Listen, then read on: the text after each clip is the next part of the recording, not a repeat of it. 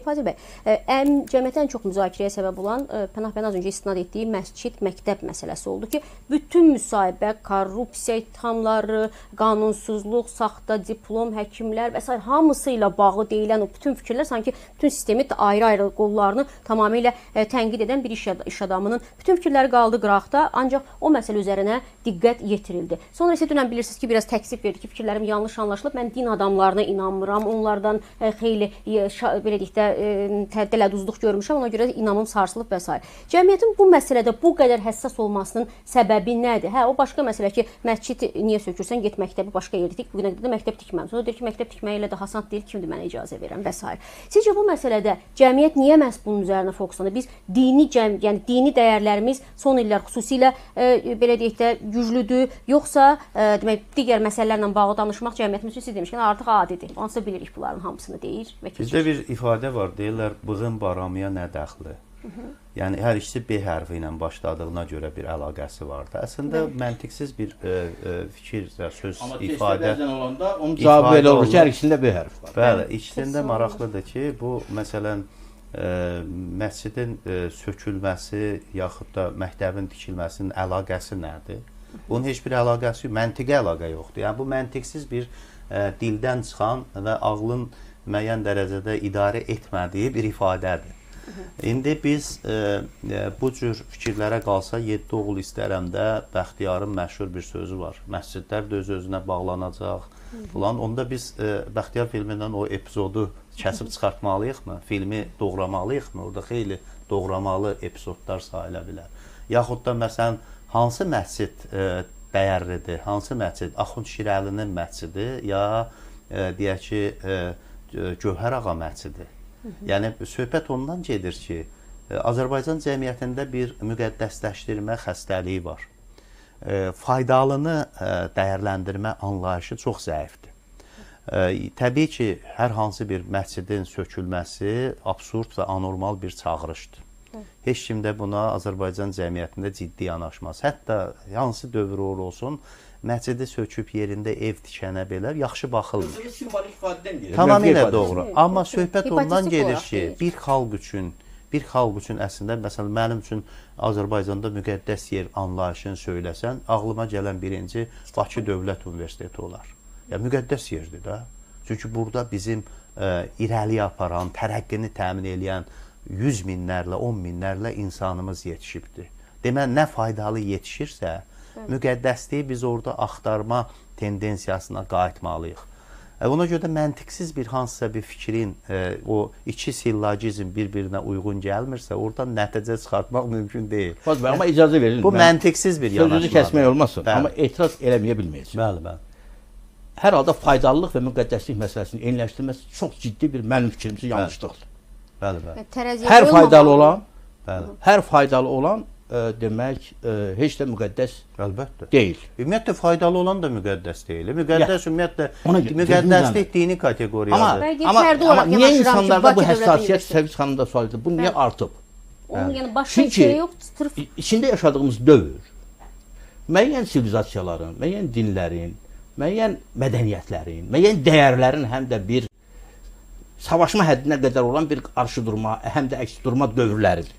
Və açıq aydın biz görürük ki, bugün bu savaşda, bu savaş yeri gəlmişkən təkcə millətlər, xalqlar arasında keçmir. Dinlər arasında, mədəniyyət arasında, bu insan, hər bir insanın içindən keçir. Amma diqqət eləsək ki, bu savaşda bunun aktuallaşması, insanların da məsələyə diqqətinin və həssasiyyətinin artması bununla məncə bağlıdır ki, hal-hazırda məhz hücum müqəddəs sayılan məsələlərin üzərinə gedir hər iki tərəfdən.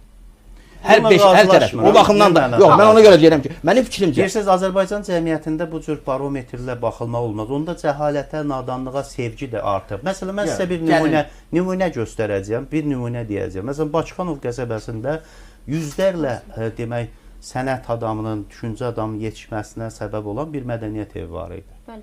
Bu mədəniyyət evi söküləndə heç kimin, orada yaşayan insanların böyük əksəriyyəti buna hansısa bir reaksiyası üzə çıxmadı. Niyə siz? Cahillik də ona görə.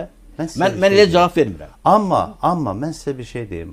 İnsan cəmiyyətin ona nə təqdim olunubsa ki, bu dəyər olaraq, insan onu da öyrənmədən, oxumadan onu əbədi olaraq davam etdirir. İndi Peyğəmbərimiz onun öyrədilərini təbliğ edirdi. Yox, söhbət ondan Ona görə də məsələləri bir fərqləndirək. Söhbət ondan gedir ki, şəxslərin də müqəddəsləşməz oldu. İslam dinində müqəddəs olan nədir?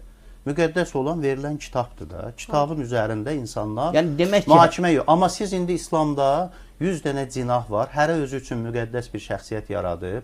Sən onun şəxsiyyətinə inanmırsan, o biri onun şəxsiyyətinə inanmır, amma onun üçün müqəddəsdir. Demə birinə toxunanda o birinin yarpağı silkələnir, yarpağı düşür yerə. Söhbət nədən gedir ki, biz Azərbaycan cəmiyyətində bunu təlqin eləməməliyik. Biz Azərbaycan cəmiyyətində faydalı olan dəyərləri təqlid edilir. Cəmiyyəti ona yönətməliyik ki, cəmiyyəti ona yönətməliyik ki, subyektiv nədir? Bakı Dövlət Universiteti, universitet subyektivdir. Təhsil ocağı, mədəniyyət ocağı subyektivdir. Mənim demək istədiyim odur ki, bir Şamaxının bir kəndində Malakanın tikdiyi mədəniyyət evi uçuq salxaq tökülüb qalır, mövcud olur. Biz yeni saldığımız 35 minlik, 50 minlik bir qəsəbədə əhalinin böyük əksəriyyəti mədəniyyət evinə zərurət duymur. Söhbət ondan gedir ki, Almanın Şəmkirdə tikdiyi mədəniyyət evi durur. Amma hamımız villalar tikirik, hər şeylər yaradırıq. Amma o mədəniyyət evini dirçətmək anlayışını daşımırıq. Nəyə gedir söhbət gedir? Niyə elədi? Yox, bunun cavabını mən istəyirəm. Sizcə niyə? Bunun sosial səbəbi nədir? Psixoloji fərdi səbəbi nədir? Tarixi səbəbi nədir? Siyasi səbəbi nədir? Mən öz cavabımı verəcəm. Bunun tarixi səbəbi odur ki, tarixi səbəbi Qəm Pəncərəsi filmində verilibdir o. Məktəbə getməmək uğrunda uzun illər mübarizə aparan və bu gün də məktəbin hansısa şəkildə deformasiyaya uğramasına laqeyd qalan insan çoxluğu gələcəkdə yenidən Molla Sadığın sistemi içində formalaşan dəyərlərə yönəlməkdədir. Və bu dəyərlərə yönələndə də biz bunun qabağını sonra ala bilməyəcəyik. Mənim üçün məsələn bu günlər Azərbaycanda ən böyük dəyər Azərbaycan ən böyük 21-ci əsrdə 20-ci ən böyük uğuru nədir? Mənim üçün ən böyük uğur dünyəvi dövlətdir. Niyə dünyəvi dövlətdir? Mən çevrəmdə bütün dini xarakterli, İslam xarakterli dövlətlərə baxıram, orada İslamın yaşanmadığını görürəm.